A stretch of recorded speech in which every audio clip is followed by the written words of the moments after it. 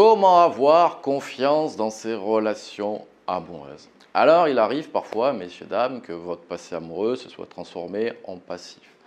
On vous a blessé, on vous a trahi. Finalement, les relations amoureuses se sont transformées plus en chaos, et ce qui fait que maintenant, vous avez du mal à faire à nouveau confiance en l'amour. Alors, il est vrai que être en couple, c'est donner quelque part sa vulnérabilité à l'autre. C'est pour ça que lorsqu'on est blessé, trahi, etc., ça nous fait autant mal, parce que finalement, cette part de vulnérabilité, on l'a donnée à l'autre, et finalement, il a broyé. Donc, la première chose que j'aimerais vous dire, c'est être au clair parfois avec vos attentes et les attentes de votre partenaire que vous allez rencontrer. Parce que bien souvent, vous avez des attentes, alors je ne dis pas que c'est votre faute, mais vous ne pouvez pas reprocher à l'autre de ne pas avoir les mêmes attentes que vous. Imaginez que vous souhaitiez une relation et que la personne ne soit pas prête, soit vous dit clairement qu'elle ne veut pas de relation ou à un rythme particulier. Vous ne pouvez pas lui reprocher de ne pas répondre à vos attentes. Sachant que cette personne vous prévient, hein, ce n'est pas du love bombing comme peuvent faire certains, juste pour avoir un rapport charnel et disparaître après. Non, là, vous avez une personne qui vous mentionne que vos attentes sont différentes. Donc là, effectivement, dans ce cadre-là, il convient de ne pas s'engager émotionnellement. Parce que finalement, vous allez être déçu. Mais là, l'erreur que vous faites, c'est que vous avez calqué, vous avez projeté vos attentes sur votre partenaire ou sur la personne que vous veniez de rencontrer. Et ça, c'est une première erreur. La deuxième chose que j'aimerais vous dire, c'est, alors certes, lorsque vous me dites j'ai été trahi, bafoué, etc., je veux bien comprendre, mais il y a des red flags au bout d'un moment. Je veux bien comprendre qu'on se fasse avoir une fois, deux fois, trois fois, mais lorsque j'entends tous mes ex sont des pervers narcissiques, tous mes ex sont des connards, tous mes ex sont des connasses ou toutes les femmes sont des vénales, au bout d'un moment, il y a quand même des red flags que vous n'observez pas. Il y a des récurrences, que ce soit dans l'infidélité, dans le mensonge, etc. Vous allez au bout d'un moment comprendre que ça cloche. Au pire des cas, bien souvent, vous ne vous fiez pas à votre instinct. Votre instinct vous dit souvent quelque chose quand il y a ces red flags-là. Et bien souvent, emporté par nos envies, par nos émotions, on se dit les red flags, on les laisse de côté et on fonce tête baissée.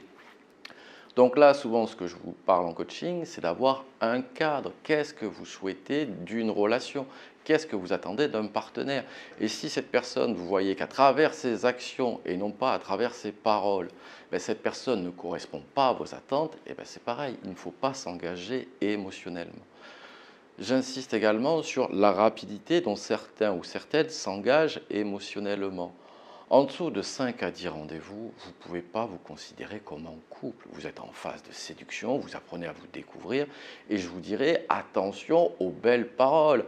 Tu es l'homme ou la femme de ma vie, j'ai jamais rencontré quelqu'un comme toi, notamment lorsqu'on avance dans l'âge. Alors quand on a 15 ans, je veux bien entendre, mais lorsque l'on avance dans l'âge, cela commence à être les premiers red flags. Également, si cette personne parle mal de tous ses ex. Alors je veux bien croire qu'on est tous un ou une ex particulière dans notre vie, mais ça s'arrête à un ou deux, pas l'ensemble de nos partenaires. Si l'ensemble de nos partenaires sont un problème, finalement, c'est peut-être nous le problème, et c'est parce qu'on n'observe pas soit les red flags, soit qu'on retourne toujours vers le même profil de personne. Ce qui m'amène au troisième point, la typologie des personnalités que vous choisissez. Encore une fois, alors je veux bien croire qu'il y a des joueurs, je veux bien croire qu'il y a des manipulateurs, je veux bien croire qu'il y a tout ce que vous voulez, mais au bout d'un moment, il faut regarder, encore une fois, les actes et non pas les mots. Quels sont les types d'hommes qui vous attirent et forcément, est-ce qu'ils ont des caractéristiques de fiabilité? Parce que bien souvent, si vous allez qu'avec des joueurs, vous augmentez forcément le risque d'infidélité. Je ne dis pas forcément qu'un joueur ne peut pas se caser ou ne peut pas arrêter de jouer, mais forcément, vous augmentez le risque. Donc, observez encore une fois les récurrences dans vos relations amoureuses. Je fais une petite parenthèse là parce que parfois, mesdames, messieurs, je prends un exemple, souvent, c'est surtout mesdames, vous me dites, oui, mon ex c'est un PN, mon ex c'est un PN. Bon, vous avez le mot PN facilement à la bouche, et j'ai envie de vous dire, lorsque vous êtes vraiment tombé sur un ou une pervers narcissique, je peux vous dire que vous ne lui remettrez jamais les doigts, une fois sorti de l'emprise. Parce que c'est très caractéristique, le love bombing, la triangulation. Dès le départ, vous allez sentir que quelque chose ne va pas. Et lorsqu'on a connu l'enfer quelque part, je peux vous dire que votre système d'alarme, votre instinct va être en éveil et que logiquement, on ne va pas vous la refaire une seconde fois. Parce que, encore une fois, selon les types de personnalités que vous allez rencontrer ou que vous choisissez, eh ben, va découler la relation amoureuse. Également, un autre point que j'aimerais évoquer avec vous, c'est l'engagement émotionnel. Il doit s'accompagner bien souvent, et je le vois en coaching, ben, vous vomissez vos émotions, vos sentiments à l'autre et finalement, ben, l'autre commence à se retirer parce que c'est beaucoup trop par rapport à lui. Il faut bien que vous compreniez que les niveaux d'intérêt sont bien souvent des vases communicants inversés. Je ne dis pas, si tous les deux sur l'échelle du niveau d'intérêt vous êtes à 9, il n'y a aucun souci parce que vous êtes dans la même dynamique. Par contre, s'il y en a un qui est à 9 et l'autre qui est à 6, vous comprenez bien qu'il y en a un qui va être vecteur de stress et qui va faire fuir l'autre. Et donc, si chaque fois vous arrivez trop émotionnel avec un emballement émotionnel, et bien forcément, vous n'allez pas comprendre que l'autre s'échappe à chaque fois parce que ben, vous en demandez beaucoup trop par rapport à ce qu'il peut vous donner.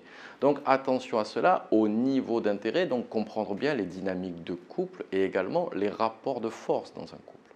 Et enfin, pour conclure cette vidéo, pour avoir confiance dans ses relations amoureuses, alors c'est valable pour tout le monde, et tout le monde certainement en a un ou une ex très particulière dans sa vie, mais on choisit nos partenaires.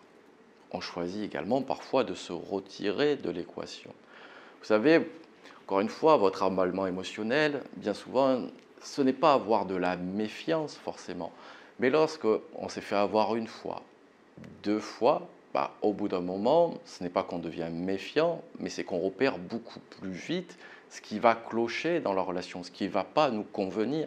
Et c'est à ça que sert l'expérience ou les échecs. Donc cet échec amoureux, on veut dire beaucoup également sur nous, sur le choix de nos partenaires, les récurrences dans nos relations. Encore une fois, ce que je dis, je prends des précautions, ce n'est pas pour vous enlever le rôle de victime, en quelque sorte. Bien évidemment qu'on a tous été trahis, blessés par quelqu'un. Mais encore une fois, lorsqu'on a été trahi, été blessé, notre système d'alarme a compris comment ça fonctionnait. Au bout d'un moment, encore une fois, il va y avoir des récurrences, soit dans les personnalités, soit dans les mensonges. Pour être infidèle, c'est toujours à peu près la même chose. C'est on cache son téléphone portable, on est de moins en moins accessible, etc. Au bout d'un moment, vous allez comprendre, encore une fois, les red flags. Donc, ce que vous devez comprendre, c'est que le choix de votre partenaire vous appartient et le fait de rester dans une relation vous appartient. Mais encore une fois, il faut regarder que les actes soient en adéquation avec les paroles.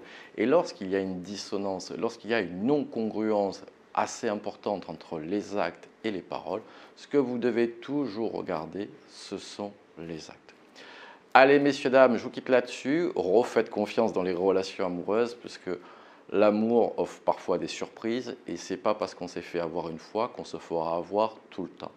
Le but, encore une fois, d'un échec sentimental, même lorsqu'on s'est fait avoir, c'est de comprendre ce qui s'est passé, se dire que la prochaine fois, on ne nous aura pas, et également comprendre pourquoi on s'est fait avoir, quelles sont les failles que l'on avait.